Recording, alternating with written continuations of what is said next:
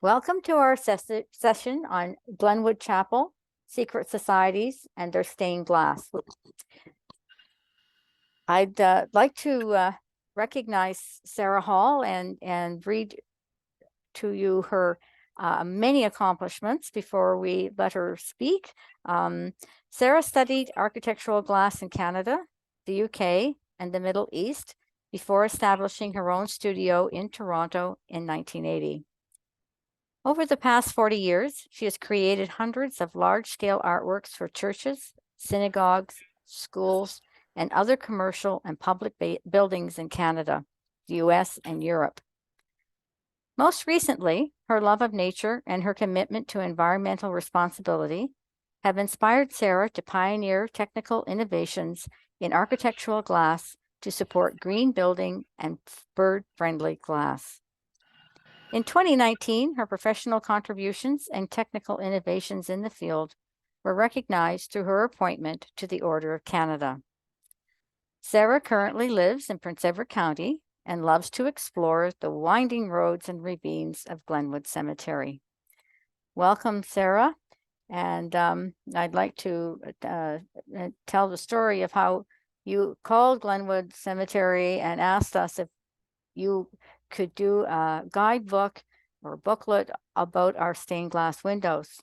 And we were really excited to have that, to hear from you and to have you come and do that, because the story of our stained glass windows has been fragmented in our files, and we were often asked and questions we couldn't answer about the windows. And so we were really thrilled and pleased to have you offer to do this guidebook. So welcome, and we're very interested in hearing all about the stained glass windows. Sarah. Well, thank you. Thank you so much, Sandy. This has been an absolutely wonderful journey. When I first went to Glenwood Cemetery, I saw that little chapel, and I was completely intrigued and enchanted by it. You know, it has almost a sort of a storybook quality, and has unusual and very imaginative details on the exterior. And then once I got inside, I could see that the windows themselves were really highly unusual. And I could see that they were also from fraternal societies. What was really intriguing was that many times there might be a Masonic lodge or an Oddfellows Hall that will have a stained glass window, but there is, I've never seen a collection of these kind of windows in a chapel. And I've also talked to my colleagues and historians in the field of stained glass, and none of them had seen that either. And so it's been absolutely wonderful to know more about the history of these windows. And then, of course, as you know history, you want to share it. And so it's been an absolute delight to go to the archives and to read a lot and to study the windows in situ. And we're going to be able to take people through a fairly intensive study, both the history of the chapel itself, who built it, when it was built, and about a background in the art of stained glass. The maker of the windows at Glenwood is N.T. Lyon, a very, very well-known Victorian stained glass artist. And then we'll be looking at the 6 windows: the Masonic window, the Chapman Memorial window, the Quarry window, the Forester's window, the Oddfellows window, the Ancient Order of United Workmen window. And then we're going to look at stained glass techniques of painting, silver staining, etching, so that people can really identify those techniques when they're looking at the window. And a list of references and sources for people who want to read further. And then about the author. Next, please. So as we look here at the chapel, it's got features that are really not seen anywhere else in the county, in Prince Edward County. what we call kind of the gable is that end of the building, that kind of A shape that is coming between kind of the roof and the lower wall of the building at the very end of the building there. And you can see that there are 7 steps there, sometimes called crow-stepped. This is a highly unusual feature, but it also relates to some Masonic symbols. One of them is the 7 stars that we'll see in the Masonic window, the 7 stars of celestial navigation, the 7 key officers that need to be in place before a lodge meeting can take place, and a little triangular window, which is a Masonic symbol. Coming further along, over the top of the entryway, we can see that there is a tower over top of that entrance. And on the top of the tower is actually a 4-sided pyramid with 3 little gables projecting from it with beautiful ornamental iron finials on the top. And a really unusual feature, which I've never seen anywhere else, and so beautiful, is those tiny little scrolls, spiral scrolls that run along the top of the roof. And the windows themselves, and I think we can go to our next slide now. The windows themselves are in the shape of a very, very simple Gothic arch. And the terminology for the chapel would be called Gothic Revival, but even my architectural historian friends have never seen anything with so many wonderful, imaginative little details. And here, as you step in through that porch, you have the Masonic window to the left, the 3 windows in the west facade, then down to the Oddfellows window, and 1 window over on the east facade of the building. And our next slide, please.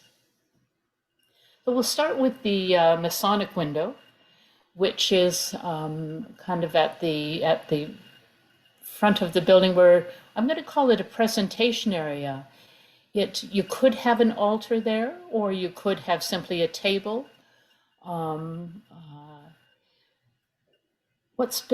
I think what the fraternal societies and secret society wanted to achieve was a place in which they could have their own ceremonies for burial.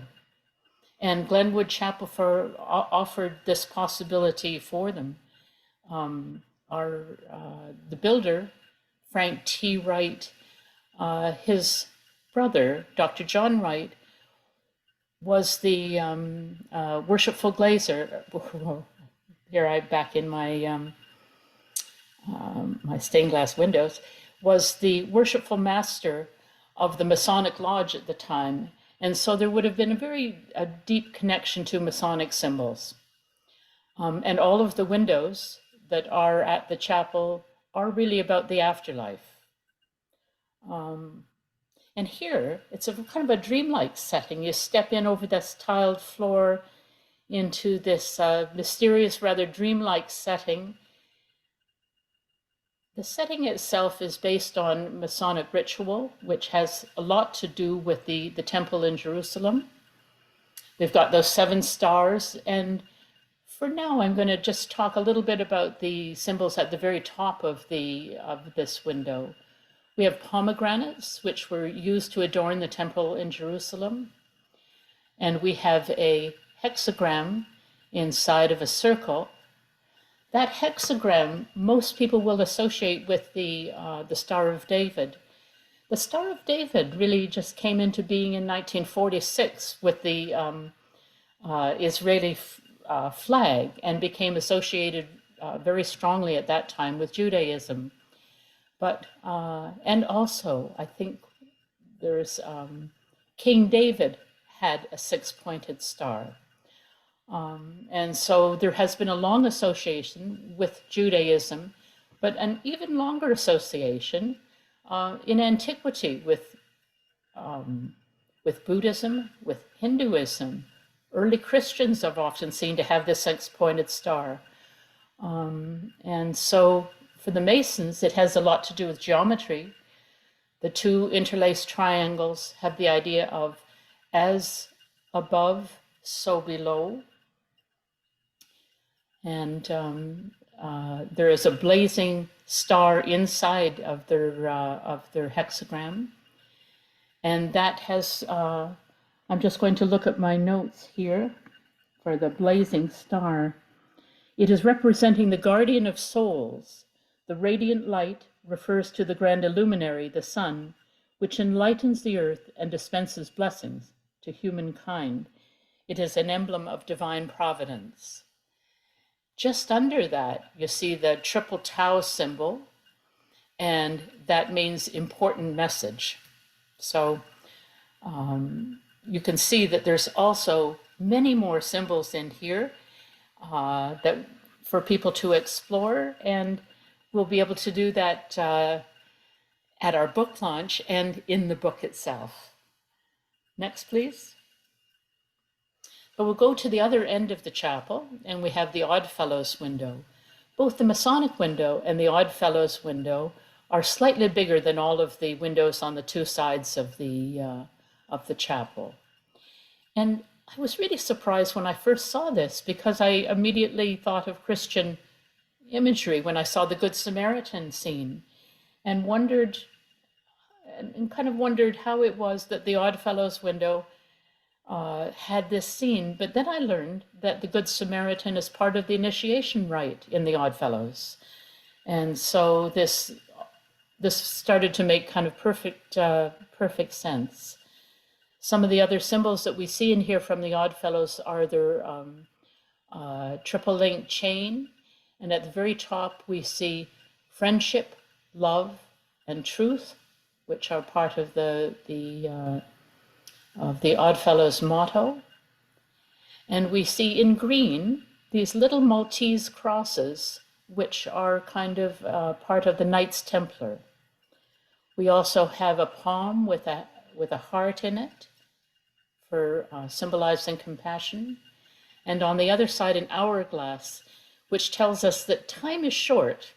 We need to live in a certain kind of way and to help others while we're here, because time's going to run out and we don't have all the time in the world. Next, please. So if we look here, we can have kind of a more detailed view. That all-seeing eye at the top is a symbol of God's constant observance of humankind, both the thoughts and words and deeds are being observed by God at all times. And it's interesting that all of the fraternal societies or secret societies often used this all-seeing eye. The Masons, the Oddfellows, and we'll see this again in the Foresters window. So on either side of that all-seeing eye, we have the tents of the wandering Israelites, the cross and sickle, and the 10 Commandments, which are symbols of Abrahamic religion. And we'll go to the next, please. And so here we have the Foresters window. The Foresters are still in existence as an insurance company. But this window has a very interesting local connection. The Foresters, at the time that this window was being made and donated, was their chief ranger was Dr. Oran Yadega from who was living at Tyendinaga. He was a Mohawk doctor and originally from Six Nations. He had trained at the University of Toronto and the University of Oxford. He was an extraordinary person. He had married a Mohawk woman from Tyendinaga and lived there at a palatial place called the Pines. And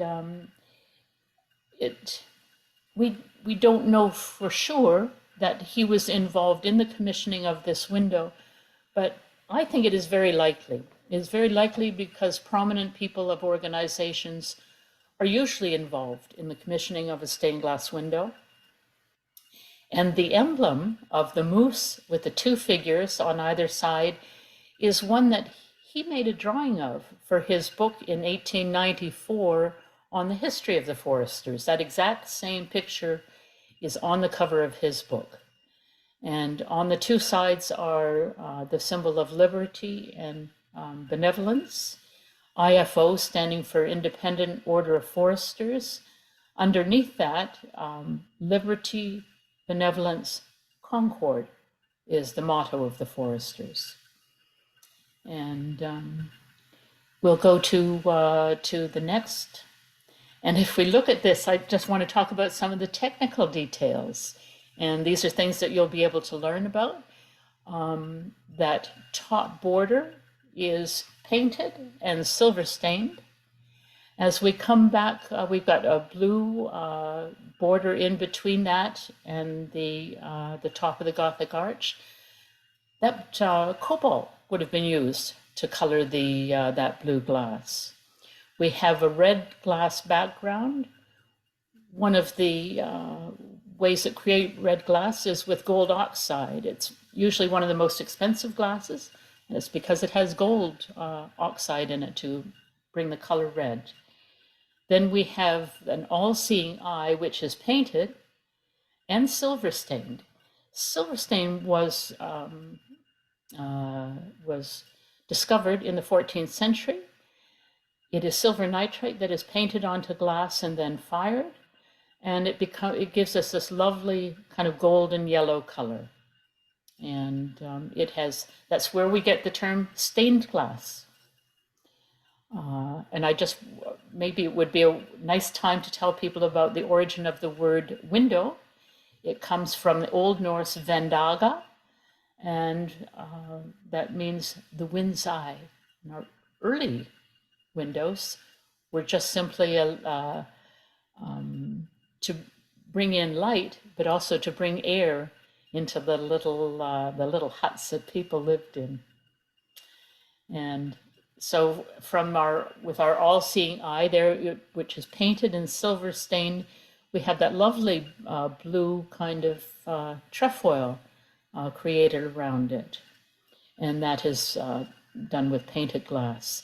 Paint is iron oxide, very finely ground glass, which is painted onto the glass two different ways. It is either done through trace painting or through matte painting, and then it is fired and becomes an absolutely permanent part of the glass.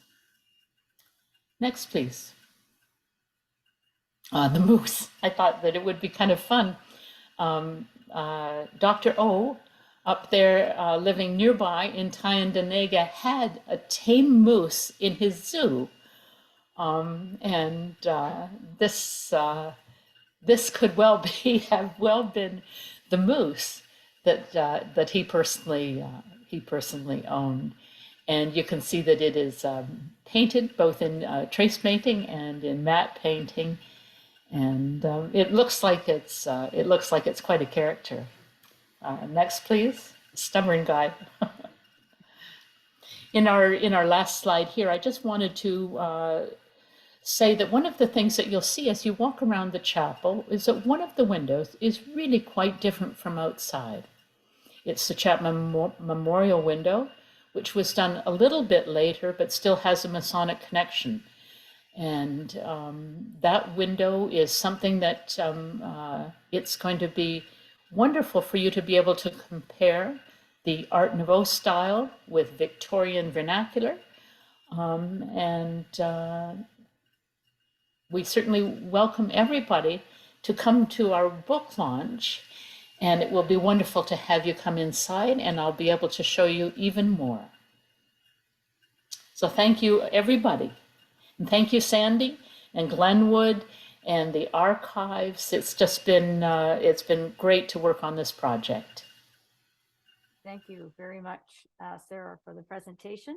And we really appreciate this and look forward to the book launch or guidebook launch and your tour. You will walk around the chapel and tell us all the lovely details, and we can look at them up close and maybe touch the windows and just get a real feel for those beautiful, beautiful windows. Thank you so very much.